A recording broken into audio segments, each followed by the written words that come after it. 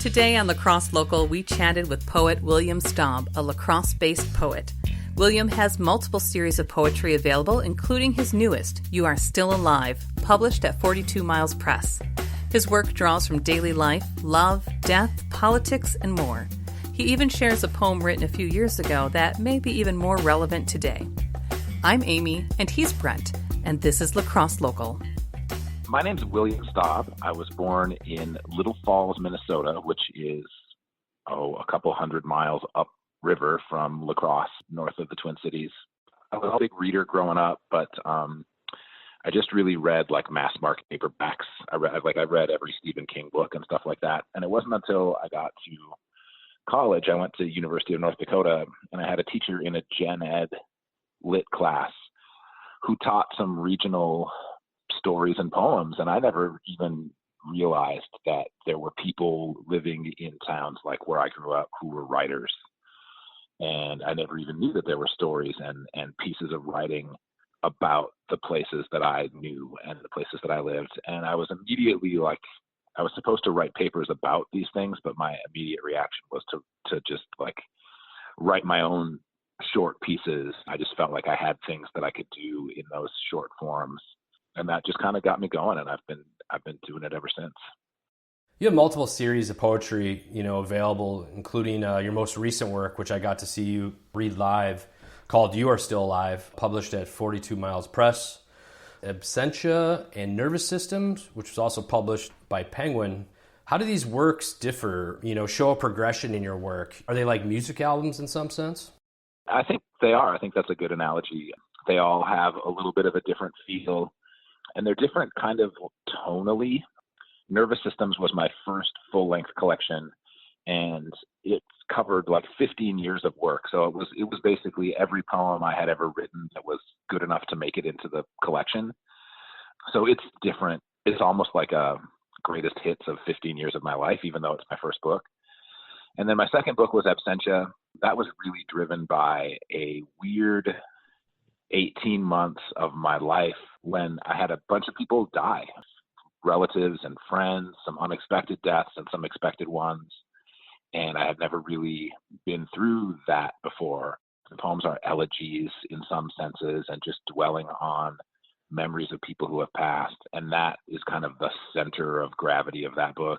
And You Are Still Alive is the book that I've been working on since then. That came out in 2012. It's a funnier book. It's got a wider tonal range, I think. A thing that I like about art is when it covers the whole range of emotional possibilities in the situation. A poem that's sad isn't just sad. There's also something that's funny in it. Or a poem that's dramatic also has some humor that undercuts it. Things often are multiple in tone, and I just like poems and art that reflects that. And I think that that's probably the signature characteristic of You Are Still Alive. If I could, I just want to shout out to Landon Sheely, who is a visual artist here in town. Maybe you would have even interviewed him for this podcast, who has a series of visual art works called You Are Still Alive, and who was really gracious. When I saw his piece, You Are Still Alive, in the root note in downtown La Crosse, and I immediately kind of wanted it for the title of my collection because it connects in so many ways to the poems in the book. He was really cool about when I asked him about it. I'm like, what do you think? Was that lame if I take your work as the title for my book? He was just very philosophical about it and gracious about it. He said he didn't think that it was a problem. He didn't think it would be a mark against either his work or my work, and that he was happy to have me use it. So I'm appreciative of that, and I really like his work. So check him out. Your work draws from the mundane daily life to love, to death, as you explained, to politics and more. Given recent circumstances, do you have a poem to share that it might be, even more relevant today? Yeah. Thanks for asking, and I hope this poem will be okay to share. I'm going to read a poem from this book, You Are Still Alive. The poem is called Public Service Announcement, and it was written in the days right after the 2016 election when emotions were just running really high around the UWL campus and all over the nation. And now this last we're recording this just the week after the killing of George Floyd and the subsequent protests in cities around the nation. I don't know.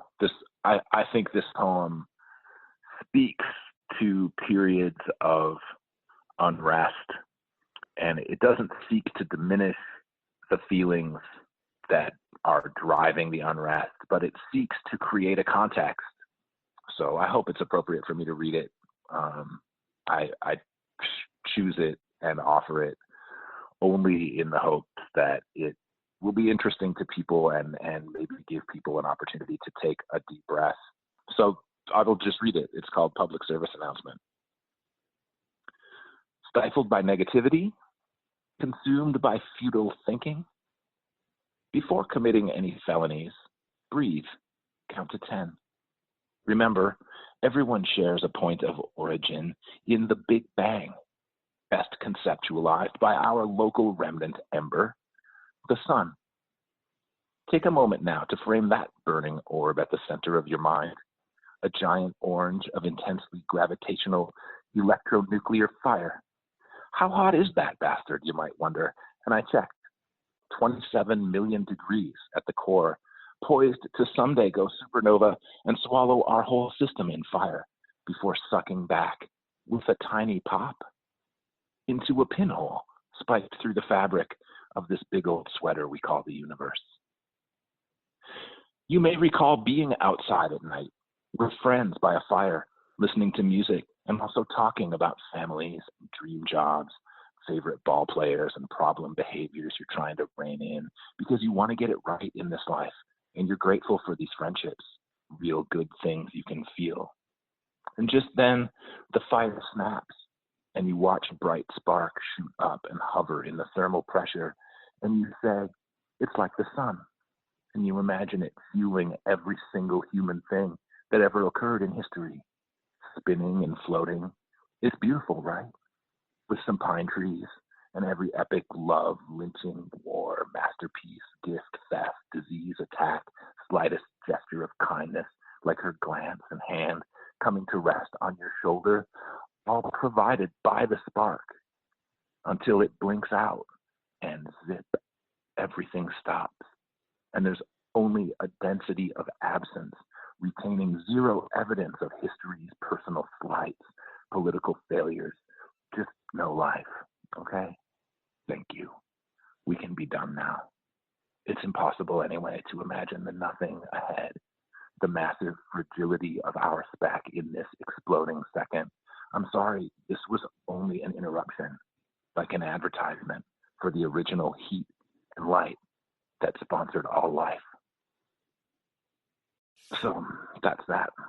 Listening to you read that poem now, but also just seeing you perform, because you do travel and do readings around the country. You also have some sort of comedic elements to it. How do you try to work that in, or how do you work that into your poetry when you're presenting or reading? It's definitely a quality that I like about poems themselves. Like, I guess I don't know if that particular poem is the best example. I think that poem has some kind of brightness of imagination, and anytime something kind of surprises you, surprise is very close to humor. Like I was saying earlier, I really value the element of just tonal diversity in art and poems, because things are very rarely one note emotionally. But in terms of like how I try to build it in to readings that I do, I don't know. I mean, I try to choose a set list that has some range, choose some poems that are funny, some poems that are more intense, some poems that are more philosophical. In between poems, I mean, I will have some prepared notes, but mostly they're not like jokes or anything. It's just, if I end up going off the cuff, then I'm just kind of relying on my brain. Just all comes out of my thought processes, probably fueled by dumb science fiction and sitcoms and stuff. Why do you feel that poetry is important? The hard one to answer. I mean, there are things about it that I can say. Like, I think it's important for people to have an outlet in their life. Making art is therapeutic for people, and language is really connected to the story functions of our lives, like how we make stories. having a place that you can go and like make meaning out of everything is therapeutic. And I think that's meaningful.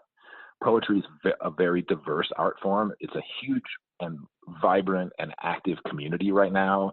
I just think it's a big part of how communities create their identity, the art we have, the stories that are told in our place, about our place, by the people who live there. I feel like a lot more people have a voice online because we're stuck in their homes and people are investing in writing and various creative endeavors. In this new sort of environment that we're living in now, what's next for you? I feel a little bit like my experience with that new book. So that book came out last November, so like 7 months ago or whatever that is. And I had a bunch of events planned this year, and I lost about half of them to the COVID-19 lockdown. And so I sort of feel like I still need to have some ways to get out and be with that book. But then I'll just continue to be working on poems as they come to me. Hopefully another manuscript concept will sort of start to come together. Maybe this time next year, I'll have a sense of what that would be, and I'll be like working with some purpose on poems that would complete that manuscript. Where can people find out more about you and follow you on this trip? Sure. I have a website, williamstobb.net. Lacrosse Local Podcast is a production of River Travel Media. Do you have an interview idea you would like to share with us? Message us on Facebook at Lacrosse Locals. Subscribe to the Lacrosse Local Podcast on your favorite podcast app. If you like us, rate us 5 stars. We thank you for it.